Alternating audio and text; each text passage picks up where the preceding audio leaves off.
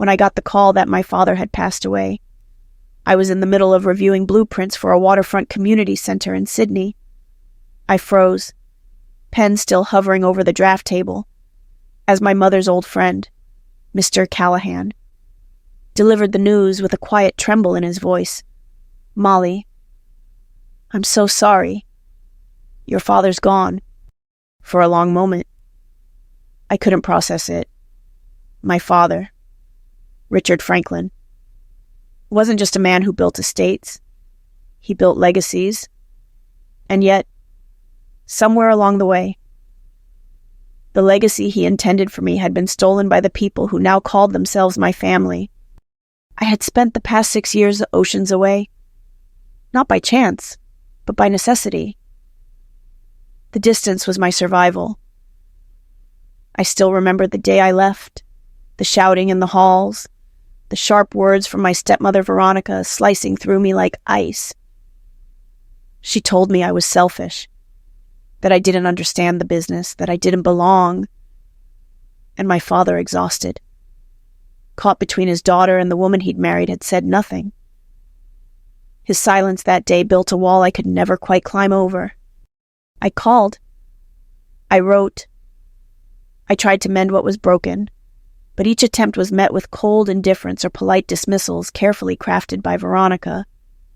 She made sure the distance grew until I finally stopped trying. I thought I had made peace with that. I thought I'd moved on. But that phone call shattered the fragile walls I had built around my grief. Without hesitation, I booked a flight back to my hometown, a place I had erased from my life map, but never from my heart. I didn't expect a warm welcome. I didn't expect anything, really, but I certainly didn't expect to arrive and find that my name had already been written out of my father's final story. The estate attorney, a man named Robert Dean, who had worked with my father for years, wouldn't even look me in the eye when I walked into his office. His receptionist, visibly uncomfortable, told me the will reading was scheduled for the following morning. When I introduced myself, her cheeks flushed as she stammered, "I'm sorry, Miss Franklin, but the invitation list is limited to immediate family." I blinked, unsure if I'd misheard. I am immediate family. I'm Richard Franklin's daughter. Her lips tightened into a thin, nervous line. I'm afraid Veronica instructed us otherwise. The word instructed burned in my ears. I wasn't excluded by accident. I was deliberately erased. For a moment, I stood there, stunned, the weight of betrayal pressing into my chest. I'd always known Veronica resented me. She never wanted a stepdaughter. She wanted an empire, and I was in the way. But I never thought they'd actually cut me out. I thought even Veronica wouldn't be so bold. I thought my father, despite the distance, despite everything, would have made sure I had a seat at the table. I left the office, my mind swirling with memories I hadn't touched in years, the summer spent walking development sites with Dad, his patient voice explaining zoning laws to me when I was barely old enough to understand them. I thought about the treehouse we built in our backyard, the one Veronica had later torn down to make space for her sculpted garden. Piece by piece, she had been rewriting our family, replacing our history with hers. I wanted to believe this was a misunderstanding. I wanted to believe that somewhere in the official paperwork, my name still mattered. But when I reached out to family friends, the message was the same. Veronica made it clear this is a private family matter now. She told us you'd been estranged for years. She said you chose your career over your father. The lies stung, not because they were clever, but because they were close enough to the truth to be dangerous. Yes, I had built a life far away. Yes, I had poured myself into my work, but I had never stopped being his daughter. I had never stopped loving him. When I finally gathered the courage to visit the family estate, what was once our home, I found the gates locked. New security systems, new guards. The house I grew up in had been transformed into something unrecognizable. The warm, wood-paneled foyer had been replaced with sleek marble floors. The photographs that once lined the staircase were gone, as if I had never existed. Standing there, on the other side of a gate I once freely ran through as a child, something inside me hardened. Veronica had written me out of my father's life. She thought she had won. But I knew my father. He wasn't a careless man. If there was one thing he taught me, it was this property is about more than land. It's about history. It's about people. And I was about to prove that his history still included me. I wasn't just coming back to mourn. I was coming back to reclaim what was mine. I wasn't ready to leave town yet. Not without answers. The exclusion from my father's will reading still clawed at me, leaving a bitter taste I couldn't shake. The people I used to trust had locked me out, as if I was nothing more than a forgotten chapter in the Franklin family story. But a part of me refused to believe that my father, even after all our distance, would let that happen without a reason. My gut told me there was something missing, something hidden. That evening, as I sat alone in a small coffee shop downtown, nursing a cup of lukewarm tea I hadn't touched, my phone buzzed with an unfamiliar number. I hesitated before answering. "Molly, it's George Callahan." His voice wavered, but I recognized the man instantly. George had been one of my father's oldest friends, the kind of loyal ally who'd known me since I was building Lego towers in Dad's office. "I heard what happened," he continued. "You're not on the list. I knew they'd try to cut you out, but it doesn't sit right with me, and there's something you need to know." My heart jolted. "What is it?" "Your father planned for this. He knew Veronica would pull something like this. He left safeguards." Safeguards.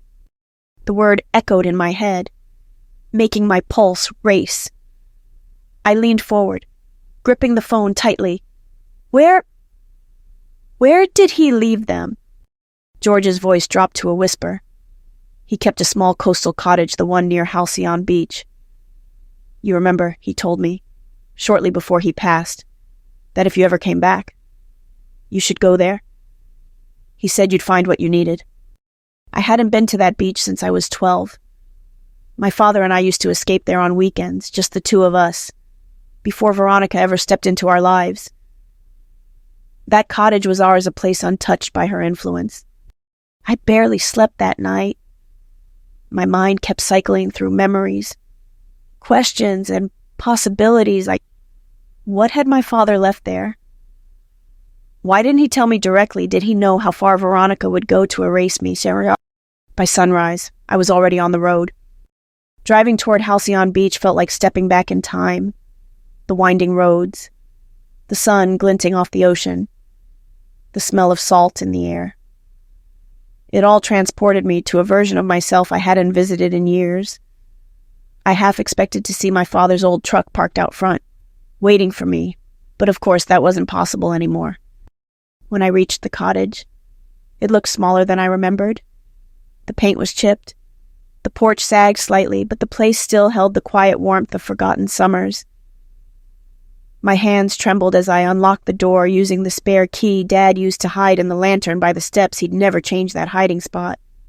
Inside, the dust coated everything like a thin layer of time itself. I walked through the room slowly, brushing my fingers along old wooden furniture, faded maps, and piles of worn books. It was as if the place had been frozen, waiting for me to come back. On the coffee table sat a simple manila envelope, my name written across it in my father's handwriting. "Molly." I sank onto the couch, my throat tightening as I carefully opened it. Inside was a letter and a small USB drive. The letter was short, but every word felt like it cracked open a door my heart had long sealed shut. "My Molly, if you're reading this, I'm gone, and if you've come here, it means they've tried to keep you out. I wish I'd had the courage to protect you better when I was alive, but I know you, and I know you won't walk away from what's yours. I've made arrangements to ensure that what matters most cannot be touched by them. You'll find more details in the files I've left for you. Trust George. Trust yourself. This is still your legacy. I never stopped believing that. Love, Dad. Tears slid down my cheeks before I could stop them. The grief I had buried for years surfaced all at once. Grief for the father I lost. Grief for the years stolen by silence. And grief for the little girl who thought she had been forgotten. I plugged the USB into my laptop with shaking hands. My breath caught somewhere between fear and hope. The files were meticulously organized property records, private transfers, trust documents, emails, and video messages. The videos broke me. There he was, my father. Thinner. Paler than I'd remembered, but still sharp-eyed. Still the man who taught me how to read blueprints and ride a bike. In one recording. His voice was firm as he explained how he'd spent the past 3 years quietly moving assets into trusts under my name. Properties that Veronica assumed were hers had been legally secured for me. They'll try to shut you out. Molly, he said softly in one of the videos, but they won't be able to. I made sure of it. You have the power to finish what we started. Build the things we dreamed about. Protect our community. Every document, every signed deed, every careful transfer told me the same thing: my father had never abandoned me. He had been fighting for me, even when I wasn't there to see it. And now it was my turn to fight for him. I closed the laptop, my jaw set, my pulse steady. Veronica thought she had written me out of the story. She was about to find out the story wasn't over. Not by a long shot. When I drove back into the heart of my hometown, it didn't feel like coming home. The streets were familiar, but they didn't greet me with the comfort I expected. It was like walking into a house you'd built with your own hands, only to find someone else had redecorated every inch of it. Maplewood wasn't the place I remembered. It was colder now. Shinier on the surface, but hollow underneath. I saw it everywhere.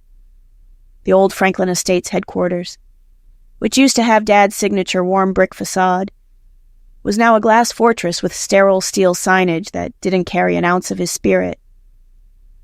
His original logo, crafted by a local artisan decades ago, had been replaced by something sleeker, flashier, but lifeless. This wasn't my father's company anymore, at least. That's what Veronica wanted people to believe. The local shops that Dad once fought to preserve were gone, replaced by high-end boutiques and overpriced cafes that catered to a crowd that didn't live here. The places where I used to buy coffee with Dad on weekend site visits were now rental properties owned by outsiders. It was like she'd scrubbed the town clean of his fingerprints. I parked across from the company building, staring up at the new banners flapping in the wind. Franklin Estate Development. Modern Solutions. Elite Living. Elite Living. Those 2 words tasted like betrayal. When my father and I walked these streets, he talked about building homes for working families, creating parks, schools, spaces where life could unfold for everyone. Not just those with 7-figure bank accounts. Veronica had twisted that vision into something unrecognizable. I stepped inside the building, the echo of my heels bouncing off the cold marble floors. The receptionist barely glanced up when I said my name, as if I was a ghost showing up to a meeting no one had scheduled.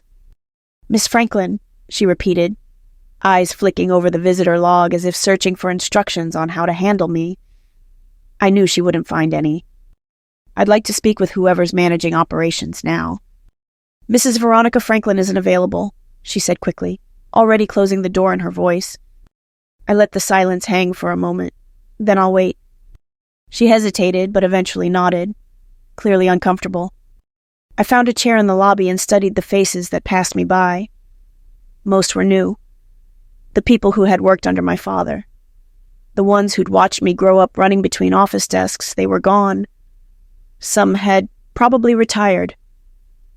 Others, I suspected, had been pushed out when Veronica restructured everything. It wasn't just the company she had gutted, it was the soul of it. The town felt the same way. I spent the next several days walking Maplewood streets, speaking to old neighbors, shopkeepers, and former employees of Franklin Estates. I asked quiet questions. piecing together what had happened in my absence. Everyone had the same story? Veronica had sold off community spaces. Public parks were gone, rezoned for luxury developments. Affordable housing projects had been canceled, replaced with condos boasting private gyms and rooftop pools. She wasn't building a town, she was building a playground for the wealthy. She told us it was progress, one shop owner said bitterly, packing up his display as his lease expired. But all she did was push us out. And people believed her because she was persuasive, charming when she wanted to be.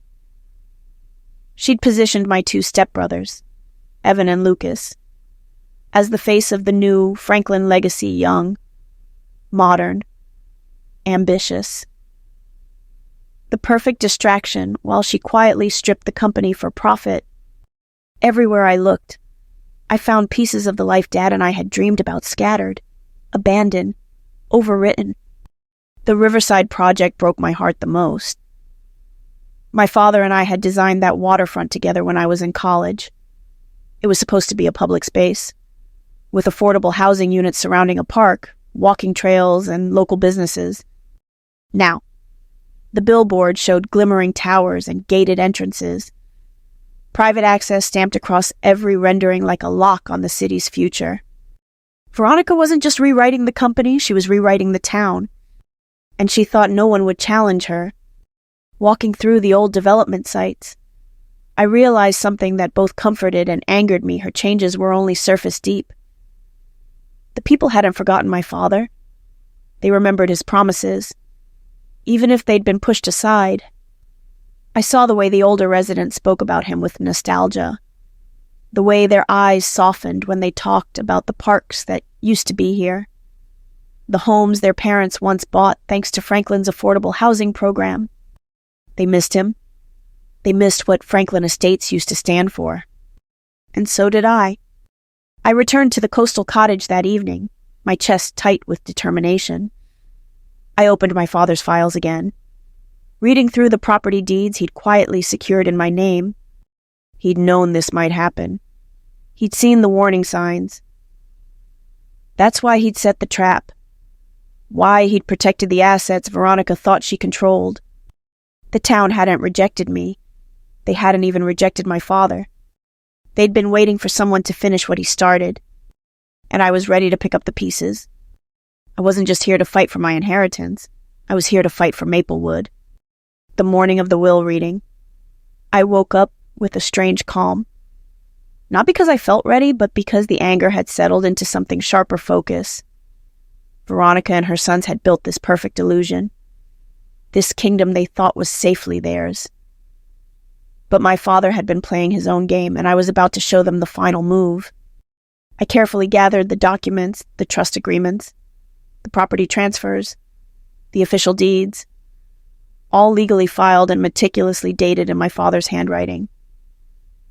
I'd gone through them at least a dozen times in the past 2 days, cross-checking every signature, every seal.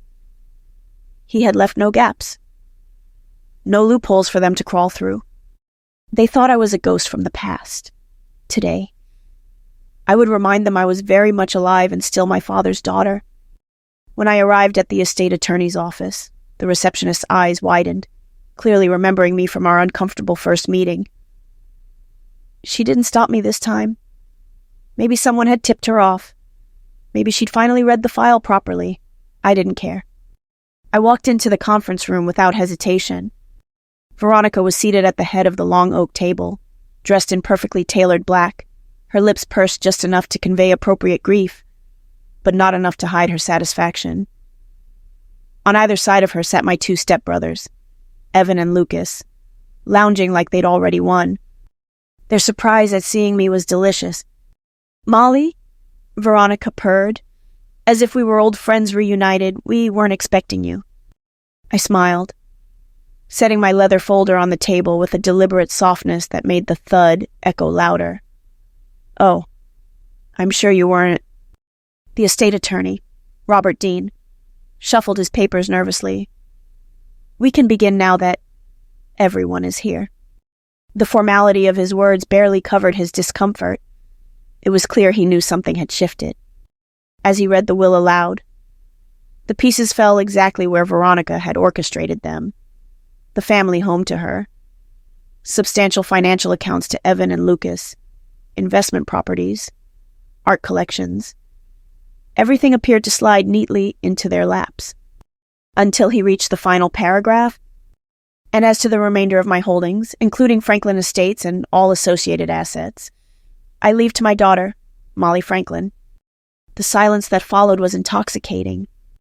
Veronica blinked once, her perfectly controlled facade faltering for just a heartbeat. Evan muttered something under his breath. Lucas sat forward as if he'd misheard. "That's a mistake," Veronica said, her voice flat but rising with each word. "Richard updated his will 3 years ago. I was there. This must be an old version." Robert cleared his throat, his eyes flicking nervously toward me. "There's a codicil filed 6 months ago revoking the previous changes." Her eyes narrowed. "You never mentioned that?" "I only received the certified copy yesterday," he stammered. I leaned forward, finally speaking. Surprise. Veronica's lips thinned. "It doesn't matter. The company assets, the properties, they're all still under Franklin Estates, which I control. Titles and paperwork take time to transfer, and I've been managing operations for years. The board won't back you." I opened my folder and gently slid a stack of property deeds toward the center of the table. "You mean these properties?" I asked, my voice calm, measured. She snatched one of the documents and scanned it, her fingers trembling despite herself. Evan and Lucas crowded around her, their eyes growing wide as they flipped through deed after deed, each one clearly showing my name, each one legally signed, each one properly recorded. "These aren't real," Evan snapped. "They can't be." "They're very real," I said, holding my gaze on Veronica. "My father transferred them directly into my name through private trusts. 3 years of quiet paperwork. He was thorough." She turned to Robert, desperate. "This can't hold up." He adjusted his glasses, his voice thin. "It's perfectly legal. Assets transferred before death are no longer part of the estate. They're hers." Veronica's composure cracked, her voice slipping from syrupy control to cold panic. "We'll challenge it." "You can try," I said, "but you'll lose." I paused, letting the weight of my words settle. "You spent years removing me from his life. You told people I abandoned him, that I chose my career over my family. But I have video records, letters, everything proving otherwise. He left a trail of the truth, just in case you pulled exactly this stunt." Her face drained of color. I could have twisted the knife further. I could have humiliated her right then and there. But I didn't need to. The facts were the blade, and I'd already buried them deep. "I'm not here to gloat," I said, though part of me wanted to. "I'm here to rebuild what he actually wanted for this company and this town." Lucas finally snapped, slamming his fist on the table. "You think you can just walk in after all these years and take everything?" I met his glare. "I'm not taking anything. I'm reclaiming what's already mine." Veronica's voice turned low, venom lacing each word. "You'll regret this." I stood, gathering the deeds back into my folder. "No, I think you'll regret underestimating me." As I walked out of the conference room, I didn't feel relief. Not yet. The fight wasn't over, but I had cracked the foundation they thought was unshakable. And I was just getting started. I thought walking out of that conference room with the property deeds in hand would bring me a sense of finality, maybe even peace. But peace was the last thing waiting for me. The moment I stepped outside, I could feel the storm building behind me. Veronica wasn't the type to accept defeat quietly. I knew that about her. She was the kind of woman who fought for control with every breath, who treated loss as a personal insult. She didn't just want my father's company, she wanted me gone. Erased. Humiliated. And now that I had shattered her illusion of ownership, she would come for me with everything she had. It didn't take long. The first sign came that afternoon. I received a letter from her attorneys claiming the transfers my father made were executed under questionable mental capacity and accusing me of manipulating him from abroad. It was laughable. But it was strategic. She was laying the groundwork for a legal war. A few hours later, I was blocked from accessing the Franklin Estates headquarters. Security guards who had known me as a child stood stone-faced as they denied me entry, citing pending disputes. It was petty. It was expected. And it was only the beginning. I wasn't naive enough to think this would end in a boardroom. Veronica made sure to turn the fight public. Within days, stories began to circulate anonymous tips to local newspapers. Whispers that I had been estranged for years, that I had abandoned my father, that I was only back now because I wanted money. She called me a grief opportunist in a carefully worded press statement, dripping with false sympathy and veiled venom. I should have been furious. But honestly, I wasn't surprised. What caught me off guard was how much it hurt seeing my name twisted into something ugly, watching the town question my intentions. I knew some people still believed in what my father built. But others, well, Veronica had been shaping their version of the truth for years. She wasn't just fighting me in court. She was trying to destroy me in the court of public opinion. But what she didn't realize was that my father had left me more than legal documents. He'd left me the truth, and unlike Veronica, I didn't need to lie to make my case. I met with George Callahan, my father's closest friend, the man who had first tipped me off about the cottage and the hidden files. He had my father's original video recordings, emails, and journal entries, unfiltered proof of his intentions, his planning, and his unwavering decision to secure those properties for me. "You have to go public," George said, his voice heavy with concern. "The longer you let her control the story, the more people will believe her." I knew he was right. So I did what I never thought I would. I stood in front of a packed town hall, facing neighbors, former employees, reporters, and people who had grown up seeing the Franklin name on community centers and school buildings. I told them everything. I told them about the transfers my father arranged. I told them about the Riverside Project and how Veronica had twisted it into a playground for the elite. I told them about the letters he left me, the videos where he explained why he wanted me to carry on his vision. I didn't sugarcoat the years we spent apart. I owned my absence. I owned my regrets. But I made it clear I didn't come back for revenge. I came back to finish what my father started. "I'm not here to tear this town apart," I said, my voice steady despite the weight in my chest. "I'm here to rebuild what's being lost. This company was never meant to serve the few at the top. It was meant to serve all of us." The room was silent for a moment that felt like hours. Then, slowly, people began to nod. Some clapped. Others approached me afterward, sharing stories about how my father's affordable housing projects had changed their lives, how his donations had kept local schools open, how they remembered me as a little girl running through construction sites in a hard hat twice my size. That night, Veronica called me directly for the first time since my return. Her voice was colder than I'd ever heard it. "You think you've won because you have the public's sympathy." "No," I said. "I think I've won because I have the truth." Her silence crackled on the line before she whispered, "You will regret this." I didn't flinch. "No, Veronica, you will..." I hung up, my hands steady for the first time in days. The legal threats kept coming, but I wasn't afraid anymore. The community stood behind me now, and my father had built my foundation stronger than she ever realized. She had tried to erase me, but I was still here, and I wasn't going anywhere. Winning the public's support wasn't the end, it was only the beginning. The moment the legal threats from Veronica began to fade into the background, I realized something far more difficult was waiting for me, rebuilding the company, repairing its broken trust, and making good on the promises my father had left behind. It wasn't enough to just reclaim the properties. I had to reclaim the heart of Franklin Estates. The first time I stepped into the company headquarters as its rightful owner, I didn't feel victorious. I felt like I was walking into the wreckage of something my father and I had once built together. The walls gleamed with polished glass, the floors immaculate, but the warmth was gone. My father's old office had been stripped bare, his maps, his photographs, his quiet presence all erased. But what struck me most was the way the employees looked at me when I walked in.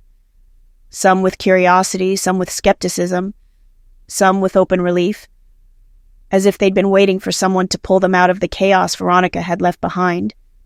Margaret, my father's longtime assistant, approached me that day with a stack of files and a simple, firm welcome. "It's good you're here. Molly, we've all been waiting for this." Those words stuck with me.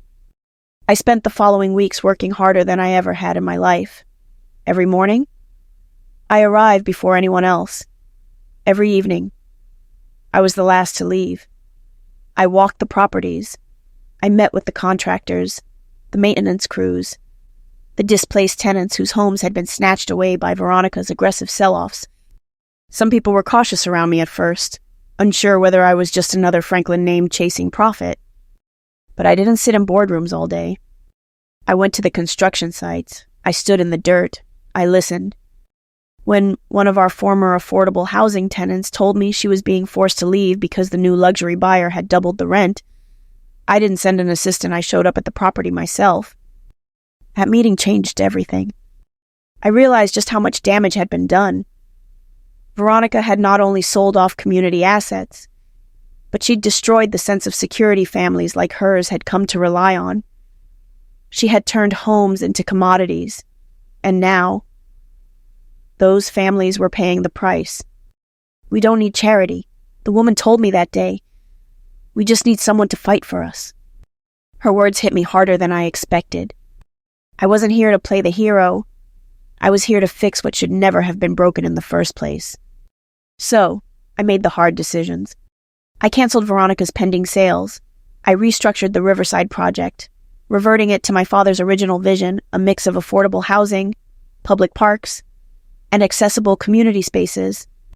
Predictably, some of the board members who had aligned themselves with Veronica pushed back. They called me naive. They said the money was in high-end developments, that the market wouldn't support my plans. But I wasn't interested in short-term profits. I was interested in long-term value. My father had taught me that a company's worth isn't measured in quarterly earnings, it's measured in the legacy it leaves behind.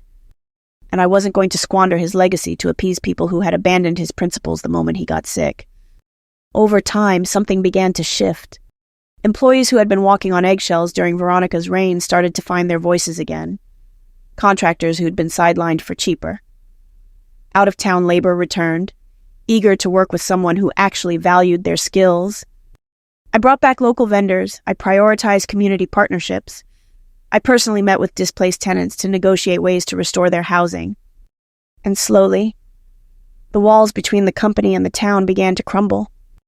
The most unexpected ally came from someone I hadn't counted on, Ben Harper, one of the lead project managers who had worked closely with Veronica. At first, I assumed he'd resist every move I made, but after several tense meetings, he surprised me. I didn't like how things were being run. He admitted one evening after I'd stayed late reviewing plans, but I didn't know how to stop it. Veronica made it clear you either followed her lead, or you were out. There was a sadness in his voice, a quiet regret. "I want to help now," he said, "if you'll let me." And I did. I wasn't here to settle old scores. I was here to rebuild, to create something better. Day by day, brick by brick, we restored what Veronica had torn apart. The new Riverside project began to take shape not as a gated luxury community, but as a vibrant, open space where people of all incomes could live, work, and grow. I still faced resistance. Some investors pulled out. Some old allies of Veronica whispered that I was driving the company into the ground. But I could feel it in the community. I was gaining something more valuable than their money. I was earning their trust. And after everything that had been taken from me, that trust was the foundation I needed most. I always thought my family's story had been written. that the chapters were closed, sealed by years of betrayal and silence. I'd accepted, or maybe forced myself to accept, that I would carry the Franklin name alone, that whatever was left to salvage was mine to rebuild without anyone else's help. But life, it seems, has a way of slipping unexpected pages between the lines you think you already know. It started with a knock at my door. I'd just finished reviewing blueprints for the Riverside redevelopment when I heard it a soft, uncertain tap that didn't belong to any of the contractors or board members I'd been seeing lately. When I opened the door, I found a young woman standing there, her hands twisting nervously in front of her. She looked vaguely familiar, but I couldn't place her. I'm sorry for just showing up like this, she said, her voice trembling. My name is Emily Grant. The name meant nothing to me. But then she said something that stopped me cold. Richard Franklin was my father, too. For a moment, the floor beneath me might as well have cracked wide open. I stared at her. Unable to speak, I wanted to reject it, to say there was no way this could be true, but I saw it faintly, but undeniably, in the curve of her chin, in the sharpness of her gaze, the same quiet intensity that had defined my father. The resemblance wasn't perfect, but it didn't have to be. Sometimes, the truth speaks without words. I led her inside, my pulse thudding in my ears. Over mugs of untouched coffee, Emily explained that she had grown up in another part of the state. Her mother and my father had a brief relationship years after my own mother had passed. He had supported them quietly, away from the scrutiny of Veronica and the polished image he'd been pressured to maintain. He had been present in Emily's life in small but meaningful ways calls, weekend visits, birthday cards, but always distant enough to protect her from Veronica's wrath. I didn't know about you until a few years ago, Emily admitted. Dad told me about you, about the business, about what you were building. He wanted to keep us separate. He thought it would be safer that way. Safer? That word landed heavily. My father had spent his final years living in compartments, protecting me from Veronica's manipulation, protecting Emily from the same storm, but ultimately separating us from each other. Maybe he thought it was the only way to keep the fragile pieces from shattering completely. At first, I didn't know what to feel. Was I angry, hurt, grateful? Could I be all three at once? I'd spent so many years feeling like I was the last thread of his legacy. I had told myself I was fighting alone, but Emily's existence complicated that narrative in the most profound way. Over the next few weeks, Emily and I spent more time together. She showed me old letters he had written, her handwritten notes filled with the same careful advice he used to give me. She had a shoebox filled with postcards from construction sites across the country, his quiet way of staying connected. He hadn't abandoned me. He hadn't abandoned her. He had just built walls to keep us apart, thinking he was doing the right thing. The more I got to know Emily, the more I realized we weren't so different. She was studying urban design, passionate about sustainable development dreams that mirrored mine in ways that couldn't have been coincidence. It was as if, in the distance between us, we had each picked up pieces of our father's vision without even knowing it. One afternoon, while walking the Riverside site together, Emily hesitated before speaking. I know I came into this late and I don't want to overstep, but I'd like to be part of this. Not just because of Dad, because it matters. For the first time in a long time, I felt something shift inside me. Maybe I had built walls too. Convincing myself I had to carry this alone. Maybe I had been wrong.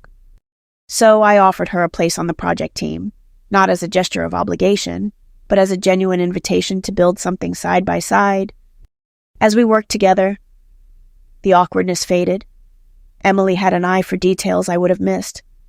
A quiet confidence that slowly earned the respect of the team. And somewhere along the way, we stopped being strangers bound by biology. We became sisters bound by choice.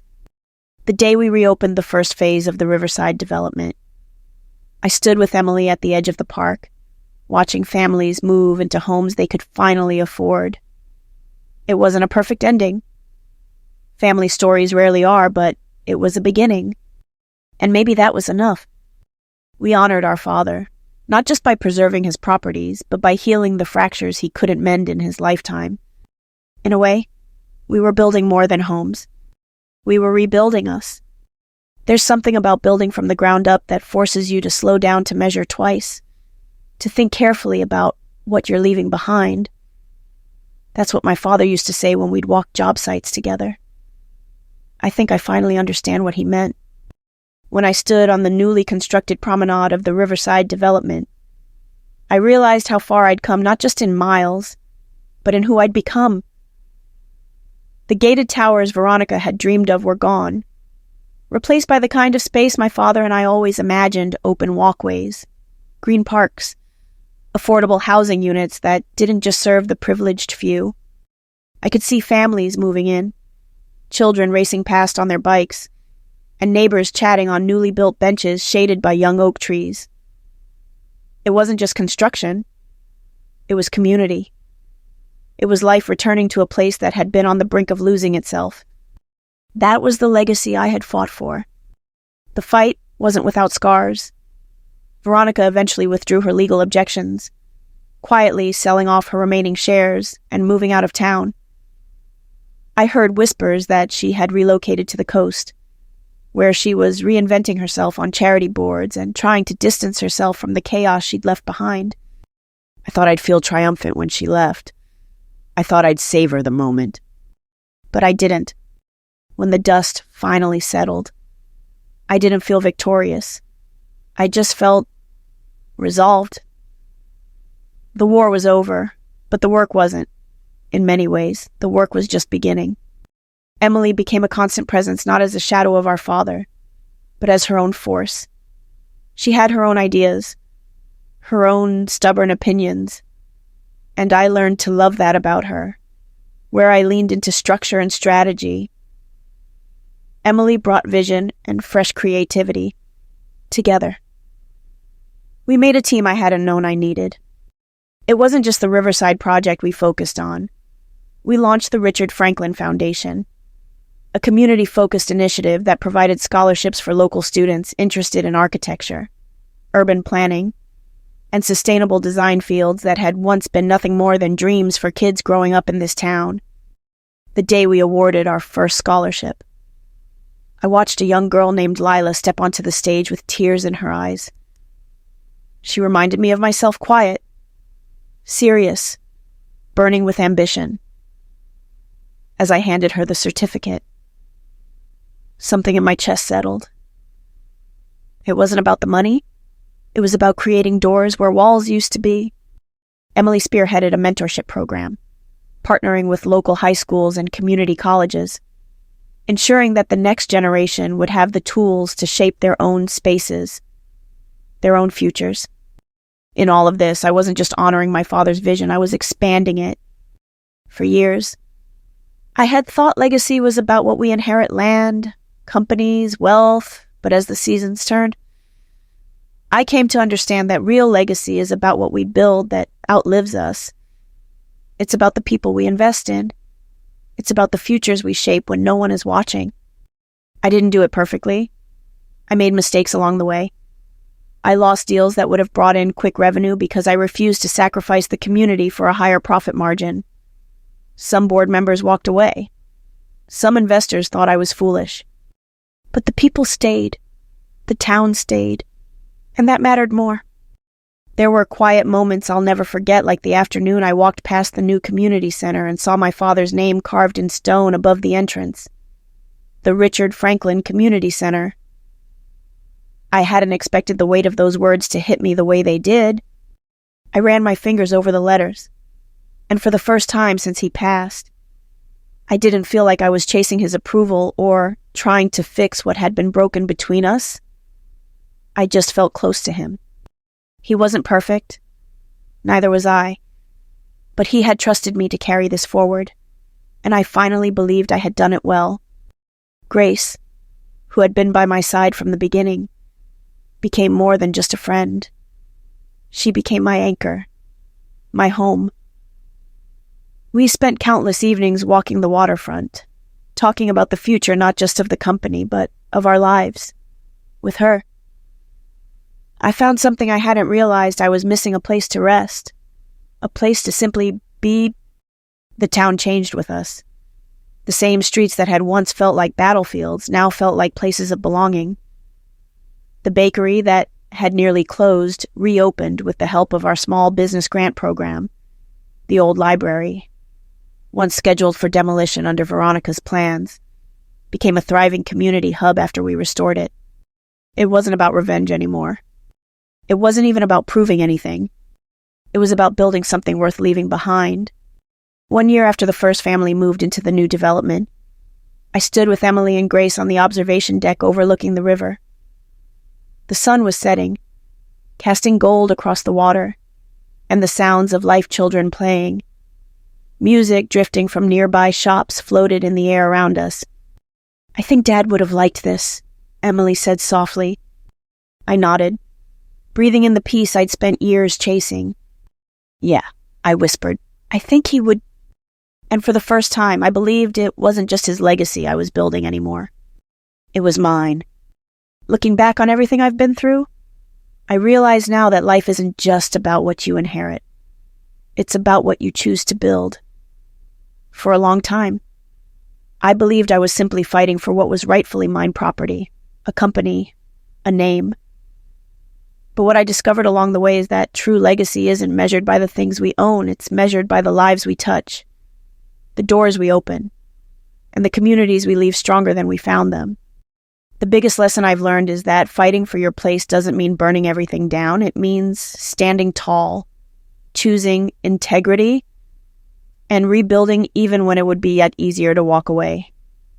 People will try to push you out, erase you, rewrite your story without you, but they can't take away your truth unless you let them.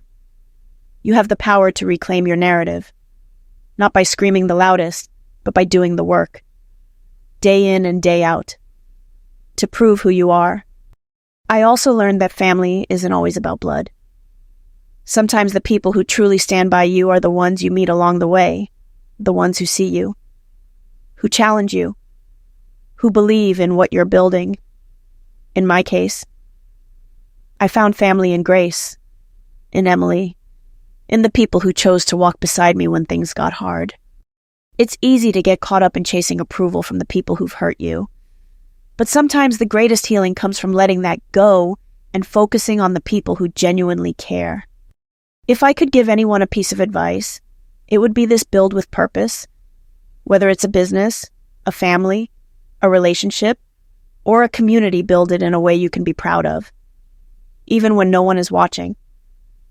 Choose the harder road if it means you're doing the right thing. Stand up for people who don't have a seat at the table. Remember that success without compassion is empty. And don't be afraid to rewrite your own ending. Sometimes the story you thought you were living turns out to be just the beginning. Sometimes the legacy you fight to protect becomes the foundation for something entirely new. Something that's not just about what you've inherited, but about what you've created